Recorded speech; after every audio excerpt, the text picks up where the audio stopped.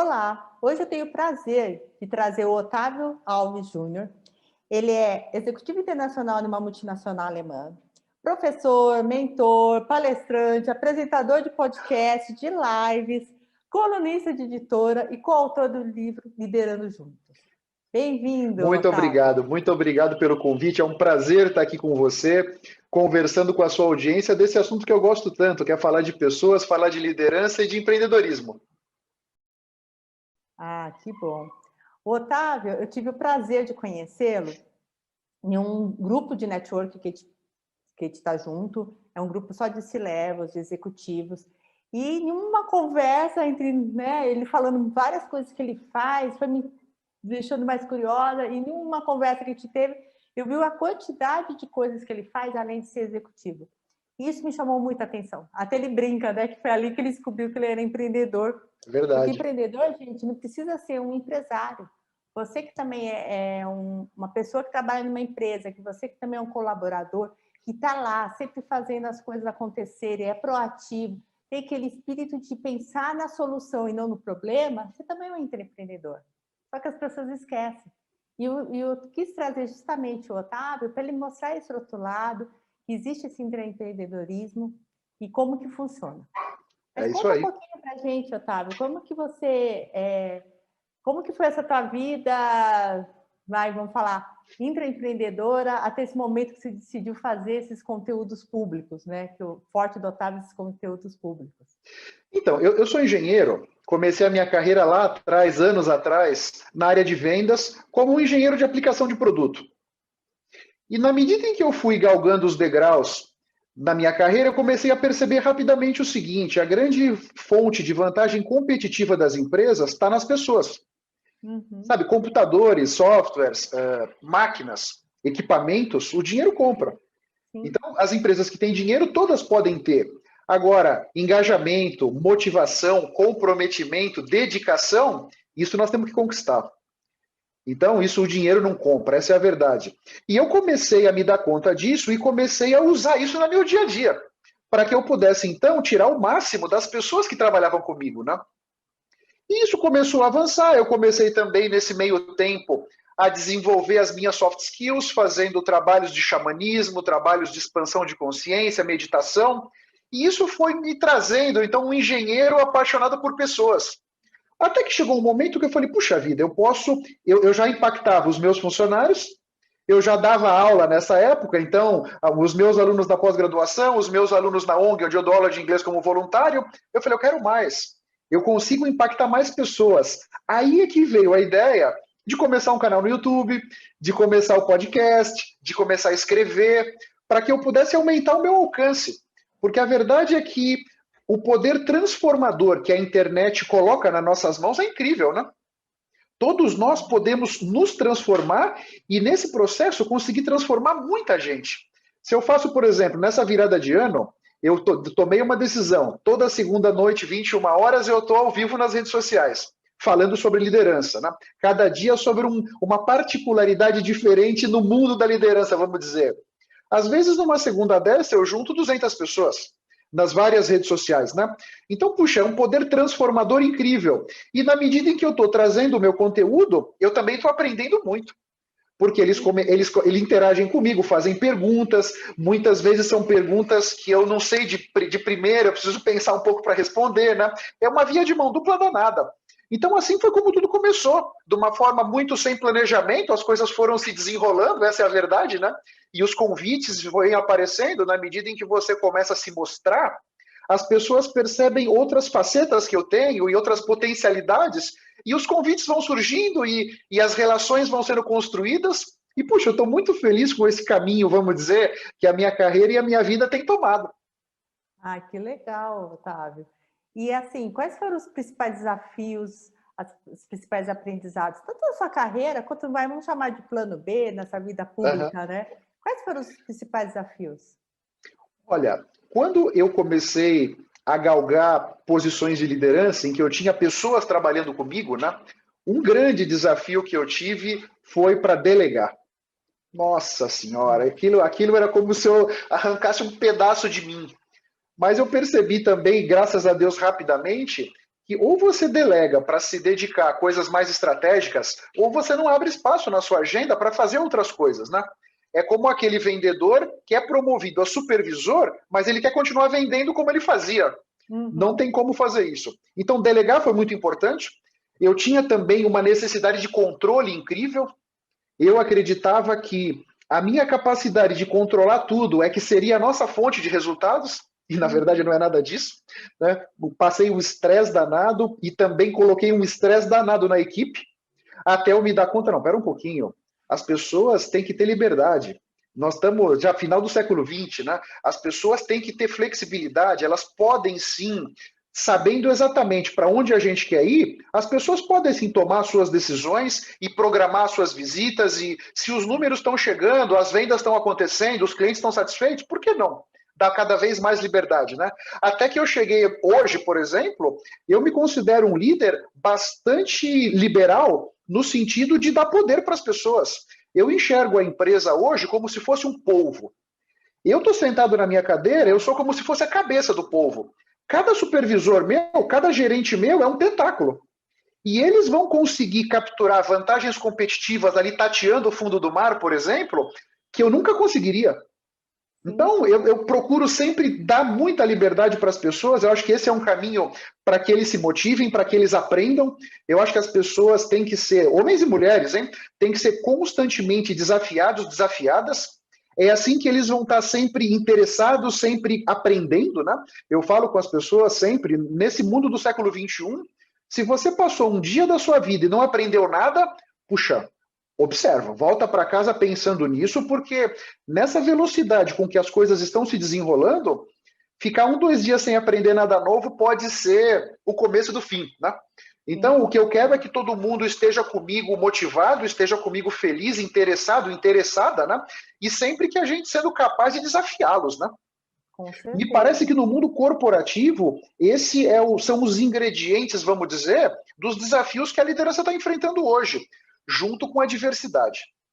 Essa questão da diversidade, especialmente nesses últimos 12 meses, a pandemia mudou muito a maneira como todos nós nos enxergamos as nossas relações, enxergamos o planeta sob o prisma da natureza, né? Então a diversidade está muito forte e as coisas estão muito rápidas, né? Eu concordo que é muito importante que, vamos dizer, conselhos e diretorias de empresas, quanto mais diversos eles forem, melhor eles vão conseguir captar os detalhes, as nuances dos interesses, os desejos dos clientes e propor produtos e serviços mais adequados para atender aquelas necessidades, né?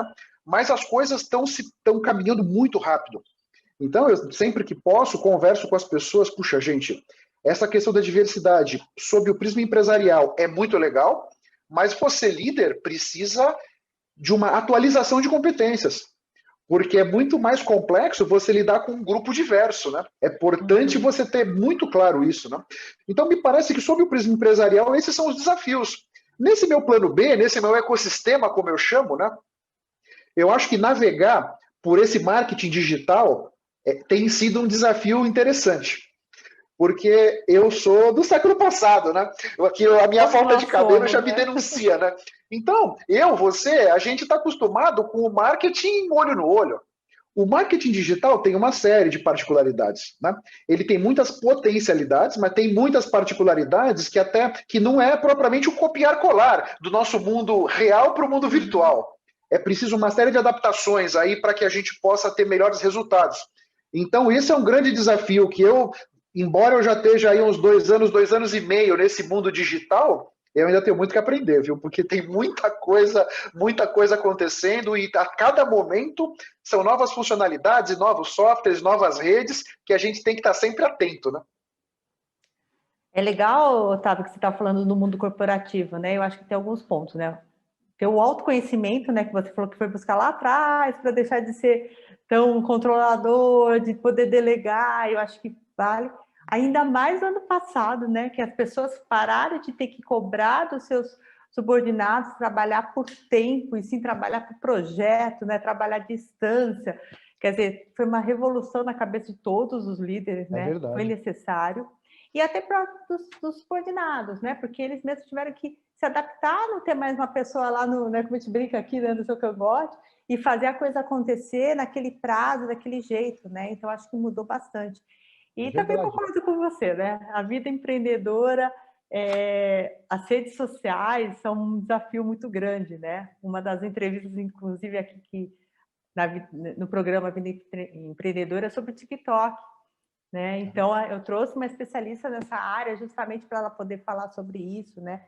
Então, eu tenho uma das ideias é essa, né? Trazer pessoas que podem agregar informações para a gente, né? Claro, sem dúvida. Então, fui atrás dessa pessoa para isso. Mas, assim, onde você quer chegar com esse plano, vamos chamar plano B, vida pública, né? Como você quiser chamar. Onde você pretende chegar com tudo isso? Olha, eu vou te falar, eu acho que na nossa vida a gente tem que ter um sonho. Eu acho que a todo momento a gente tem que perseguir uma coisa grande, importante, né? Que realmente seja nos toque. O meu sonho nesse momento é fazer uma palestra para 4.000 pessoas. Subir Uau! num palco e falar com 4.000 pessoas ao mesmo tempo. Então eu fico encantado quando eu vejo essas pessoas nesses congressos enormes, né? Porque falar com 4.000 pessoas, 5.000, 3.000, uma quantidade dessa de gente, né? É uma capacidade transformadora que nós que estamos no palco temos com aquelas pessoas todas, e é uma energia danada que a gente recebe de volta, né? Então hoje, esse é o meu objetivo. Mas você quer o Meu objetivo é presencial, chegar né? Você nesse não nível. quer nas redes, né? É. As redes são o caminho. Eu acho que as redes e os conteúdos, eles vão sedimentando esse caminho, né? Porque não dá para você sair, por exemplo, eu já fiz muitos treinamentos, por exemplo, nos nossos clientes. Você sair de uma situação dessa, de um treinamento no cliente, para falar para 4.000 pessoas, não é um salto que você consegue dar de uma vezada, né? Uhum. Eu acho que esse caminho da autoridade vai sendo construído grão a grão, passo a passo, e as redes sociais são o caminho, né? Sim. Então, na medida em que você vai sendo conhecido, na medida em que você vai lapidando os seus conteúdos para gerar conteúdos de valor para aquele público-alvo que você escolheu, você vai sedimentando o caminho para ir para onde você quiser. Eu acho que nesse mundo do século XXI, a cada instante, nós temos diante de nós infinitas possibilidades que a tecnologia nos permite, coisa que há 50 anos atrás não era possível, né? Mas hoje tudo é possível. Não faz mais sentido, na minha forma de ver, alguém estar trabalhando com alguma coisa que não gosta. Não, Porque, puxa, tem tantas potencialidades de você fazer aquilo que você ama, né? Quando você faz alguma coisa que você não gosta, é muito difícil que você se destaque. E é muito difícil que você encontre aquela realização pessoal, profissional, financeira que você tanto busca. Porque para que você chegue lá, você vai ter que dedicar muitas horas, você vai ter que ser muito caprichoso, diligente, estudioso, né? Tá sempre atento para se atualizar. E na medida em que a pessoa não gosta do que faz, é muito difícil ter a energia, a disciplina, a diligência para conseguir caminhar nessa rua, você não acha? sim, com certeza, não é. Isso daí que você falou é primordial, né? Eu acho que a gente está em um mundo tão rápido, né? As coisas acontecendo. Agora, achei o máximo, né? Você falou 4.000 pessoas presencial. Será que vai voltar a ter um evento desse jeito, né? Depois de tudo que aconteceu no passado. Por outro lado, agora que você é um podcaster, né? Que a gente pode chamar, e com um Clubhouse também, você pode estar em 5.000 pessoas, né? Não precisa ser 4.000 só, né? Então, você já tem uma bagagem, você já tem uma experiência. Agora é só aprimorar e trazer esse pessoal junto com você. E daí, quem sabe, quando a gente voltar para esses eventos presenciais, você consegue colocar tudo isso e, né, conquista esse sonho, né? Que é muito legal, né? Exatamente. Eu acredito que todos nós vamos ser vacinados até o final de 21. Eu acredito. É, Final de 21, começo de 22, né? A também. pandemia já vai ser coisa do passado. E me parece que os eventos presenciais, talvez não todos, acho que a nossa vida nunca mais vai voltar a ser como ela já foi, né? Uhum. Mas me parece que os grandes eventos vão continuar existindo, né? Então, vamos lá, vamos ver. E também, se por acaso a coisa mudar tanto que não venha a ter um outro evento para muitas mil pessoas, então eu vou começar a perseguir outro sonho. Para mim é simples assim. Vou perseguindo esse até onde der. Caso a vida virou, vamos para o outro lado. O importante é seguir em frente, achando e considerando que nós podemos fazer o que a gente quiser. Essa é a grande verdade. Com certeza. Mas assim, tá, até esse sonho acontecer, que é 2022, e aí, para 2021, qual que é o plano desse 2021? Olha, 2021, os meus focos são no Instagram, o tal do Reels, que é a febre do Instagram, né? Que foi criado para concorrer com o TikTok. Esse é um que eu não domino muito ainda. Eu tenho um outro projeto importante, que é começar a fazer episódios para o podcast em inglês. Eu quero que o podcast se torne bilíngue, com episódios em inglês e episódios em português.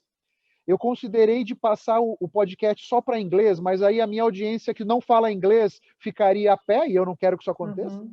Então, talvez fazendo um em inglês, um em português, seria um mix interessante. E eu conseguiria me colocar como o maior podcast bilíngue de liderança do país. Tem esse também objetivo, de posicionar o Lideracast dessa forma, né? Nesse caminho também tem um site específico do Lideracast, para que eu possa fazer um marketing mais refinado, para que eu possa engajar mais pessoas, né? E, em linhas gerais, esses são os meus grandes objetivos com o podcast.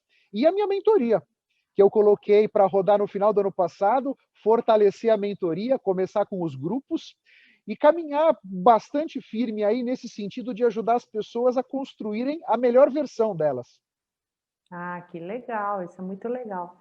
E se você pudesse dar alguns conselhos, né, algumas dicas, tanto para quem é empreendedor, ou seja, quem trabalha em empresa, que é o colaborador e quer crescer, para quem também está nesse, vamos falar, plano B, essa vida pública, esse lado empreendedor mais, né, do outro lado, não dentro de uma empresa, né, como colaborador. Quais são as dicas que você daria? Um ponto que eu acho muito importante para todas as pessoas, não importa se empreendedores, empresários, pessoas que trabalham em alguma empresa, nesse futuro que nós estamos acelerado, é olhar com muito carinho para as 10 competências do futuro que foram elencadas lá pelo pessoal do Fórum Econômico Mundial, né? Então, os grandes empresários, os grandes executivos, banqueiros do mundo elencaram essas 10. São 10 competências transversais que vão acabar permeando todos os cargos, todas as profissões. Como a nossa vida está muito acelerada, um adolescente, por exemplo, hoje com 15 anos, muito possivelmente ele vai trabalhar em uma profissão que nem existe ainda. Então, é até uma ansiedade dentro de todos nós. Puxa, como é que eu vou preparar os meus filhos? E como é que eu vou me preparar para esse futuro? Eu acho que olhar para essas 10 competências é um caminho. Um segundo ponto que eu acho também interessante, aí pensando na internet, pensando no marketing digital, você deve olhar com muito carinho qual é o público que você quer atender. Quem é o seu público-alvo, né? Porque quando a gente começa nessa jornada, muitas pessoas, e eu era um desses, né? Puxa vida, eu nem vou criar um público-alvo, porque eu quero atender a todos. O meu conteúdo é rico para todo mundo. Mas a verdade é que quando você toma essa decisão, o seu discurso fica muito empobrecido. Quando você consegue definir, eu vou falar para esse nicho, você consegue acertar o seu discurso. Você é muito mais eficaz na conversão, porque essas pessoas vão escutar, seja um vídeo, seja um texto, seja um áudio seu. Puxa vida, esse cara está falando comigo. Ele está falando da minha dor. E isso potencializa muito o trabalho que você tem na internet com o marketing digital, favorece muito você usar com mais eficiência as ferramentas do marketing digital. Então, essas são 2 dicas que me parece que são muito importantes para as pessoas que estão interessadas em meter o peito e começar a gerar conteúdo e começar a transformar a vida das pessoas. E um terceiro ponto que eu acho relevante, muitos de nós fomos criados para não errar. Nós fomos criados, o nosso sistema educacional, a forma como os nossos pais nos criaram, foi sempre valorizando os acertos, sempre valorizando as notas boas na escola e assim por diante, né? Nesse mundo que a gente vive, em que nós estamos sempre diante de problemas que nunca foram enfrentados, essa é a verdade. Então, nós somos sempre desafiados a criar novas soluções para resolver esses problemas que ninguém nunca enfrentou. Nesse sentido, me parece que ter dentro de você como é que você significa as suas derrotas, as suas falhas, porque isso é muito importante. Não permita que as suas falhas te diminuam, que as suas falhas façam com que você caminhe mais devagar. É importante que você entenda que com as falhas é que a gente vai aprendendo. E nesse mundo que nós estamos, desse mundo que já nem é mais o mundo VUCA, né? Nós já estamos no mundo BUNNY. Nesse mundo BUNNY, falhar não tem outra forma de resolver problema complexo do que você ir falhando rápido, entendendo o que aconteceu, mudando de rumo, para que você possa ir aí se aproximando dos seus objetivos. E você só vai conseguir fazer isso quando você, de fato, encarar suas falhas como oportunidades de melhoria e não como um demérito. Esses são os 3 pontos que eu deixaria aí para as pessoas para olharem para o futuro aí e poder explorar todas as possibilidades que esse futuro traz para a sua vida.